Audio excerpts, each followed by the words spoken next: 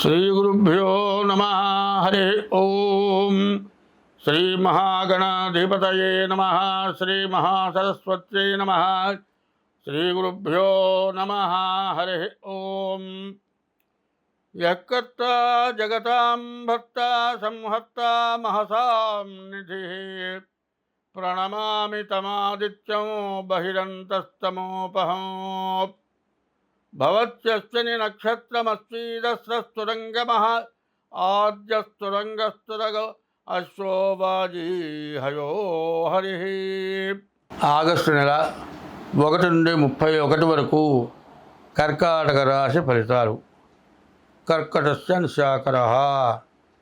కర్కాటక రాశికి చంద్రుడు అధిపతి. ఈ కర్కాటక రాశి చాలా బాగుంది.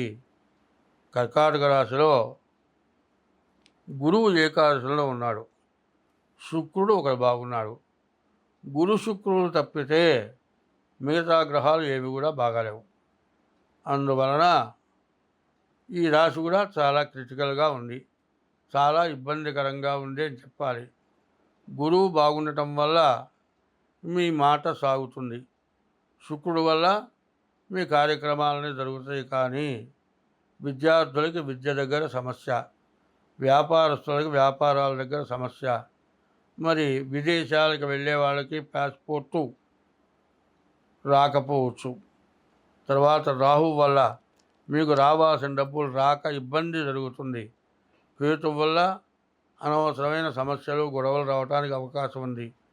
ఈ రాశి వాళ్ళకి 2 గ్రహాలు, గురువు శుక్రుడు తప్పితే ఏ గ్రహము బాగాలేదు.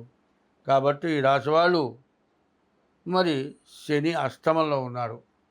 కర్కాటక రాశికి శని అష్టమంలో వక్రించి ఉండటం కూడా చాలా ఇబ్బందికరం. 2 రకాల సమస్యలు ఉన్నాయి. ఈ 2 రకాల సమస్యలు కొంత మేలు చేస్తాడు, కొంత కీడు చేస్తాడు.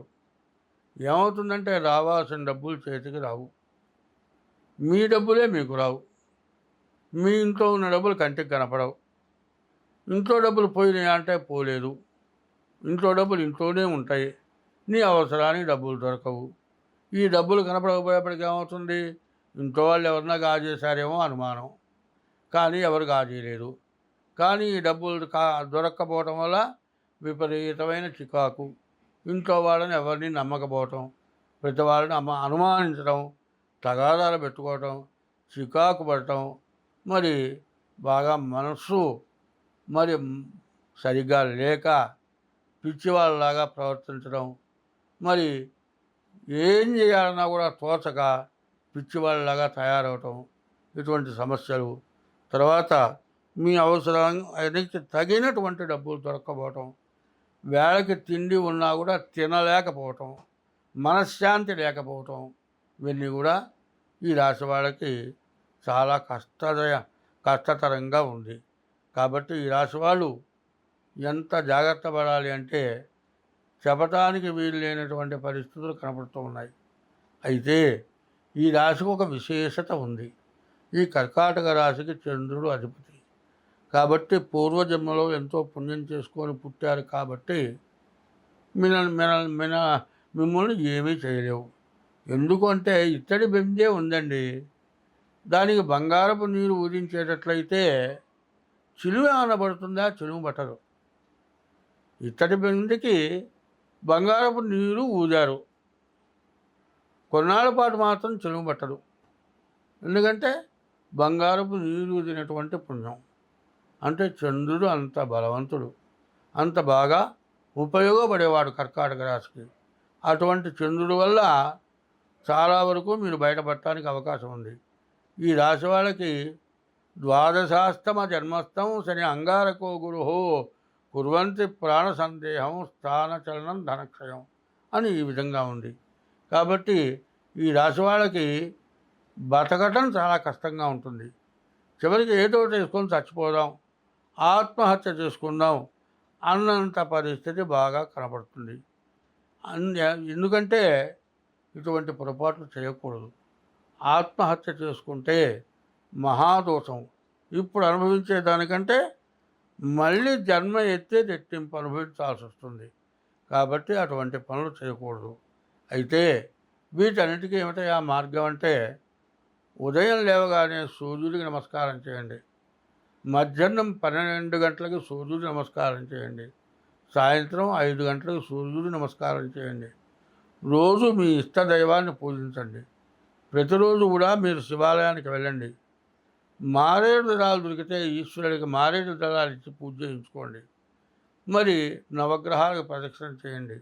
నవగ్రహాల్లో మధ్యలో సూర్యగ్రహం దగ్గర దీపారాధన చేయండి. కాసిన పూలు తీసుకెళ్ళండి. ప్రతి గ్రహం మీద ఒక పువ్వు పెట్టండి. ప్రదక్షిణ చేయండి. నమస్కారం చేయండి. అయితే ప్రతివాళ్ళు ఏం చేస్తున్నారు? గుళ్ళోకి వెళ్ళగానే కాళ్ళు కడుక్కుంటారు. శివాలయంలో ప్రదక్షిణ చేస్తారు. నవగ్రహాల గుళ్ళో ప్రదక్షిణ చేసి బయటకు వచ్చి కాళ్ళు కడుక్కుంటున్నారు. అది చేయకూడదు. అది చేసేటట్లయితే మీరు ప్రదక్షిణ చేయకపోయినా కూడా పర్వాలేదు, కానీ ప్రదక్షిణ చేసి కాళ్ళు కడుక్కుంటే చాలా తప్పు. దండం పెట్టిన వాడిని దవడ బగలగొట్టినట్టు ఉంటుంది. నీకు వచ్చి దండం పెడితే నువ్వు దవడ బగలగొడితే ఏమంటారు? ఏందా నీకు పిచ్చి పుట్టిందా? నీకు వచ్చి దండం పెడితే నువ్వు దవడ బగలగొడతావు అంటే, దేవుడు నిన్ను అనుగ్రహించాల్సిన చోట నువ్వు కాళ్ళు కడుక్కుంటే ఎక్కడ కడుక్కోవాలి? పోరాని చోటికి పోతే కాళ్ళు కడుక్కోవాలి. ఏదైనా తొక్కాను అనుకుంటే కాళ్ళు కడుక్కోవాలి. దేవుడి దగ్గర పోయి కాళ్ళు కడుక్కోవడం ఏంటండి? నవగ్రహాలు నిన్ను పట్టుకుంటాయా? నవగ్రహాలు నిన్ను పట్టుకోవు. నవగ్రహాలు నీలోనే ఉన్నాయి. హస్త సాముద్రి దగ్గరకు వచ్చేప్పటికల్లా అరిచేతిలో అన్ని గ్రహాలు కూడా ఉన్నాయి. అన్ని గ్రహస్థానాలు ఉన్నాయి. శని పడతాడని మధ్య వేలు శనికి సంబంధించిన వేలు, ఆ వేలు తీసేసుకుంటావా? అట్లా కాదు. కాబట్టి నవగ్రహాల గుళ్ళోకి వెళ్ళి వచ్చిన తర్వాత కాళ్ళు కడుక్కోవద్దు.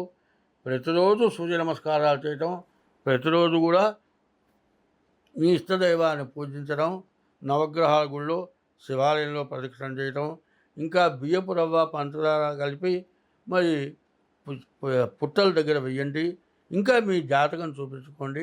మీకు అన్ని విధాలా బాగుంటుంది. స్వస్తి. శ్రీ గురుభ్యో నమః. హరి ఓం.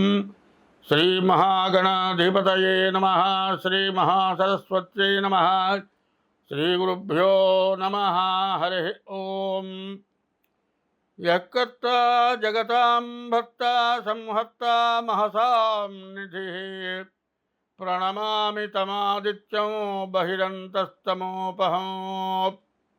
భవత్యశ్చని నక్షత్రమస్వీదస్రస్తురంగమః, ఆద్యస్తురంగస్తురగ అశ్వో వాజీ హయో హరిః.